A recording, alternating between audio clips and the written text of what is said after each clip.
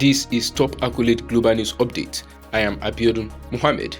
Israeli forces have shot dead at least 5 Palestinian men during a raid on Jericho in the eastern occupied West Bank. The large-scale raid took place in the early hours of Monday in the Akabet Jabal refugee camp, which has been under an Israeli siege, as described by Palestinians, for more than a week and continued until after dawn. Confirming the death of 5 people, the governor of Jericho said 3 others were injured. The Israeli military initially said in a statement that it had killed 7 men in total, including 2 responsible for an attempted shooting attack in Jericho on January 28 and 5 others who had engaged the army in fighting during the raid. The army said it withheld the bodies of 5 of the men killed, including those it claimed were members of the Hamas cell in Jericho, including the perpetrators of the Al-Mog operation.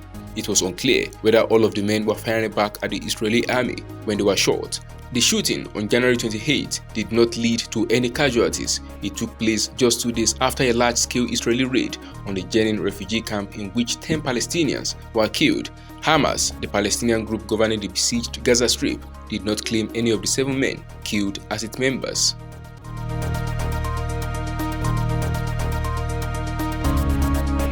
More than 500 people were killed and thousands injured on Monday after a major earthquake of magnitude 7.8 struck central Turkey and northwest Syria, collapsing buildings and triggering searches for survivors in the rubble. The quake, which hit in the early darkness of a winter morning, was also felt in Cyprus and Lebanon.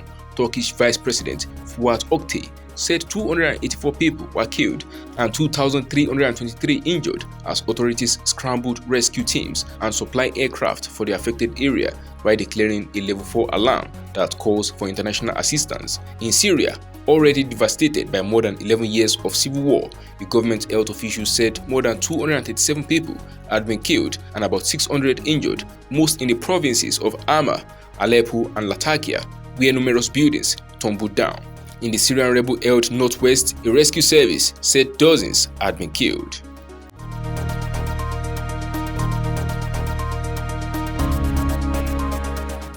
Health workers in Britain began their largest strike on Monday as tens of thousands of nurses and ambulance workers walked out in an escalating pay dispute, putting further strain on the state-run National Health Service (NHS).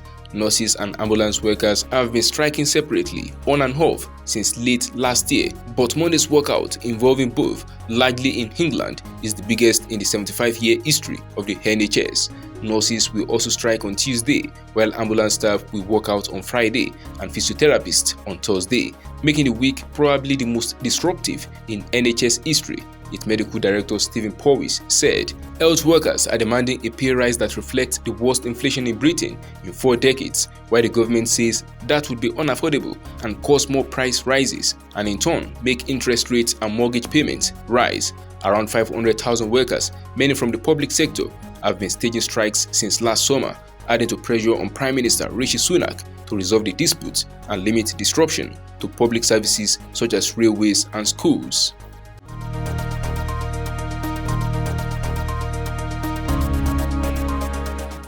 Nissan and Renault on Monday unveiled details of their redesigned alliance, with the Japanese car maker committing to buy a stake of up to 15% in Renault electric vehicles unit Ampere. The alliance junior partner Mitsubishi Motors will also consider investing in Ampere, which Renault aims to list, the company said in a statement.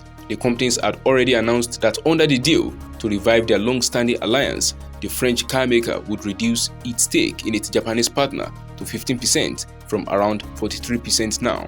Renault will transfer 28.4% of Nissan shares into a French trust, making the 2 more equal partners in the alliance. Sources close to the matter said the agreement aimed to make the alliance freer and more balanced for the next 15 years.